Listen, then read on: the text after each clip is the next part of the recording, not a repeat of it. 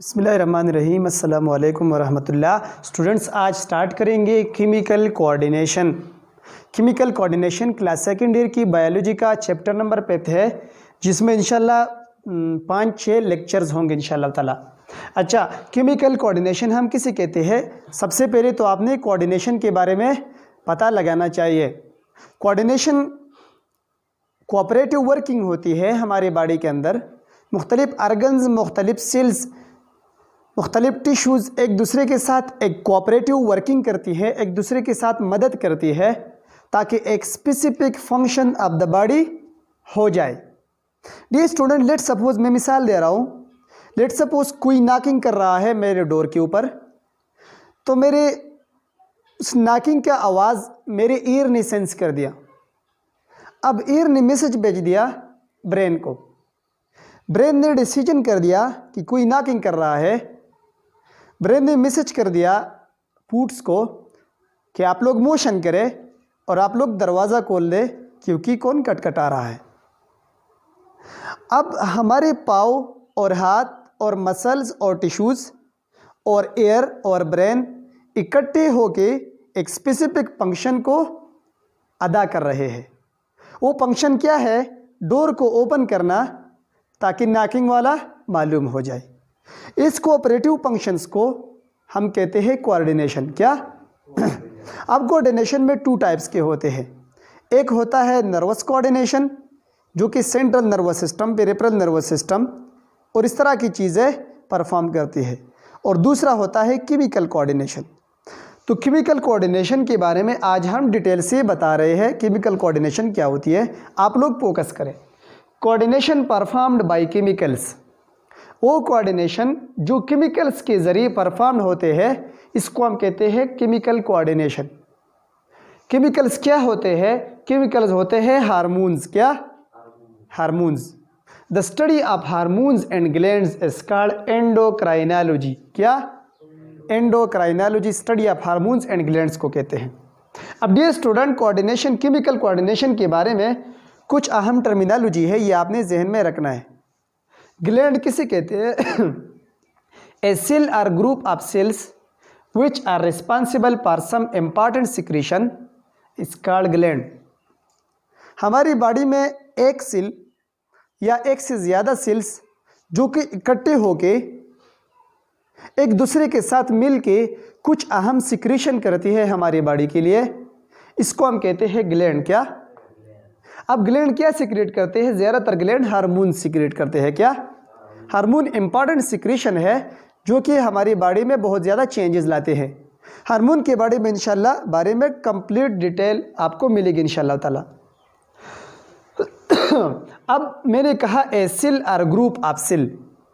Group of cell तो लाजमी बात है। अगर group of cell thyroid gland है, पेंक्रियास है, लीवर है, बहुत सारे ग्लैंड हैं जिसमें ज़्यादा सेल्स पाए जाते हैं। लेकिन एक सेल से बने हुए ग्लैंड हमारी बॉडी में एक है और वो इस ट्रैकिया में और इसके नाल में पाई जाती है। इसको हम कहते हैं गबलेट सेल। क्या? या गबलेट ग्लैंड। वो यूनिसेलुलर ग्लैंड है। तो कोई अगर आपसे पूछे which of the following is unicellular gland of the body, तो this is for your information, goblet cell या goblet gland is the unicellular gland of the body. अच्छा, जिस्म में सबसे लार्जेस्ट ग्लैंड लीवर है। अच्छा, हार्मोन क्या होती है? फ्रॉम हार्माइन, ये हार्माइन से निकला है, जिसका मतलब है टू एक्साइट। एक चीज़ को एक्साइट करना, एक चीज़ को नया अमल स्टार्ट करना।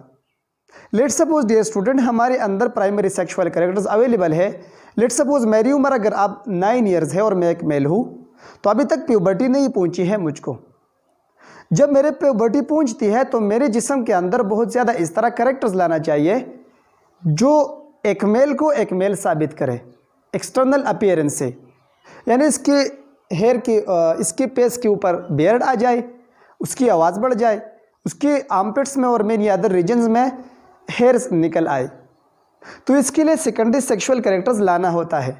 सेकेंडरी सेक्सुअल कैरेक्टर्स कौन लाता है? एक हार्मोन जिसका नाम है टेस्टोस्टेरोन। क्या? फीमेल में एस्ट्रोजन है, प्रोजेस्टेरोन है, बहुत ज़्यादा अवध हार्मोन है। तो हमारे अंदर सेकेंडरी सेक्सुअल कैरेक्टर्स लाने के लिए, यानी हमारी बॉडी को एक्साइट करने के लिए हार्मोन्स दरकार होते हैं, जिस हार्मोन का नाम है टेस्टोस्टेरोन। तो मैंने बताया टू एक्साइट। अब हमारी बॉडी में सेकेंडरी सेक्सुअल कैरेक्टर्स की एक्साइटेशन कौन करते हैं? टेस्टोस्टेरोन हार्मोन यही चीज़ है जो कि एक्साइटेशन करती है। अंडरस्टैंड और नॉट?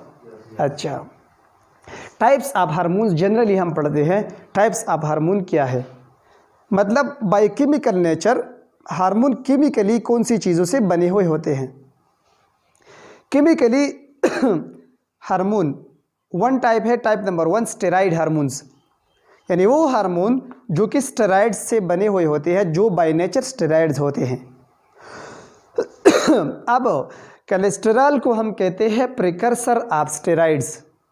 सो वो हार्मोन जो डेराइव्ड होते हैं कोलेस्टेरॉल से, जो कि कोलेस्टेरॉल से बने हुए होते हैं, जिसमें कोलेस्टेरॉल यूज़ होती है, इसको हम कहते हैं स्टेरॉइड हार्मोन्स। क्या? Steroid hormones. सो कोलेस्टेरॉइड के डेराइव्ड हार्मोन्स को हम कहते हैं स्टेरॉइड्स। मिसाल के तौर पर hormones of adrenal cortex. Adrenal gland हमारे रेनल के ऊपर, हमारी किडनी के ऊपर एक ग्लैंड है जिसको हम कहते हैं एड्रेनल ग्लैंड। उसकी दो रीजन है, एक एड्रेनल मेडोला, एक एड्रेनल कार्टेक्स। एड्रेनल कार्टेक्स से जो हार्मोन सिक्रेट होते हैं वो ज़्यादातर स्टेरॉइडल होते हैं। क्या?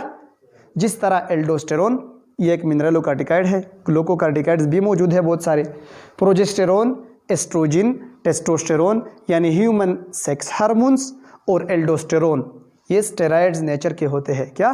Steroid nature. सो स्टेरॉइड का मतलब ये है जिसमें कोलेस्टेरॉल पाए जाते हैं। तो ये हार्मोन का पहला कैटेगरी है। दूसरा है derivatives of amino acid tyrosine. वो हार्मोन्स जो कि टायरोसिन नामी अमीनो एसिड से बनते हैं, इसको हम कहते हैं derivatives of amino acid tyrosine. और इसका मिसाल है thyroxine, well familiar, epinephrine, well familiar, non epinephrine, well familiar as well. ये हार्मोन अमीनो एसिड टायरोसिन से बने हुए होते हैं। और आपने ये याद रखना है जहन में, ये ईटा में आ सकता है, ये एग्जामिनेशंस में आ सकते हैं, आपने जहन में याद रखना है। ये हार्मोन स्टेरॉइडल है और ये टायरोसिन से बने हुए होते हैं। अब आते हैं थर्ड कैटेगरी को, प्रोटीन्स और पेप्टाइड्स से बने हुए हार्मोन। वो हार्मोन जो प्रोटीन्स और पेप्टाइड्स, प्रोटीन क्या होता है? प्रोटीन भी पेप्टाइड होता है, लेकिन इसका स्पेसिफिक नंबर होता है। अब पेप्टाइड क्या है? बहुत ज़्यादा अमीनो एसिड एक दूसरे के साथ बॉन्ड फॉर्मेशन करके पेप्टाइड बनाते हैं। तो पेप्टाइड और प्रोटीन से जो हार्मोन बने हुए होते हैं, इसका मिसाल growth hormone and prolactin. Prolactin pituitary gland का सिक्रेशन है, जबकि ग्रोथ हार्मोन भी पिट्यूटरी ग्लैंड का सिक्रेशन है, इसको हम कहते हैं सोमेटोट्रॉपिक हार्मोन। अच्छा, ये बाय नेचर प्रोटीन्स होते हैं, यानी ये हार्मोन्स प्रोटीन से बने हुए होते हैं। अच्छा, और peptides of 9 amino acids, ADH एंटीडायूरेटिक hormone, ये भी पिट्यूटरी का हार्मोन है। ऑक्सीटोसिन, ये भी पिट्यूटरी का हार्मोन है। दोनों पिट्यूटरी ग्लैंड की पोस्टीरियर लोब से सीक्रेट होते हैं। ये hormone peptides of 9 amino acid होते हैं। ये इस हार्मोन में अमीनो एसिड्स पाई जाती है, पेप्टाइड्स पाई जाती है, जिस एक पेप्टाइड में 9 अमीनो एसिड्स होती है। तो डियर स्टूडेंट्स, ये 3 कैटेगरी थे, steroid hormones, derivatives of amino acid tyrosine and third proteins peptide से बने हुए होते हैं। ये हार्मोन के केमिकल कंपोजिशन होती है। अब आते हैं, मैंने ग्लैंड के बारे में बात की है, तो 2 टाइप्स ऑफ ग्लैंड होते हैं। एक होता है एक्सोक्राइन ग्लैंड, जबकि दूसरा होता है एंडोक्राइन ग्लैंड। एक्सोक्राइन ग्लैंड वो होते हैं जो डक्टेड होते हैं, वो ग्लैंड जिसको डायरेक्टली एक पाइप अटैच हो, एक डक्ट अटैच हो, जिसके जरिए वो अपने टारगेटेड साइट को हार्मोन पहुंचाते हो, इसको हम कहते हैं एक्सोक्राइन ग्लैंड। लेकिन वो हार्मोन जिसके डक्ट नहीं होते हैं, डक्टलेस होते हैं, यानी वो सिक्रेशन डायरेक्टली ब्लड को सिक्रेट करते हैं और ब्लड इंटर्न टारगेटेड साइट को पहुंचाते हैं, तो इस तरह के ग्लैंड्स को हम कहते हैं एंडोक्राइन ग्लैंड्स। इस चैप्टर में हम एक्सोक्राइन और एंडोक्राइन ग्लैंड के बारे में इंशाल्लाह कंप्लीट मालूमात फराहम करेंगे इंशाल्लाह ताला। इस चैप्टर का ज़्यादातर लेक्चर्स इंशाल्लाह 4 to 5 लेक्चर्स होंगे इंशाल्लाह ताला। आपने फोकस रखना है, आप हमारे साथ रहे। यहाँ तक अगर कोई क्वेश्चन है तो आप पूछ सकते हैं, नहीं है? Thank you very much, wish you best of luck.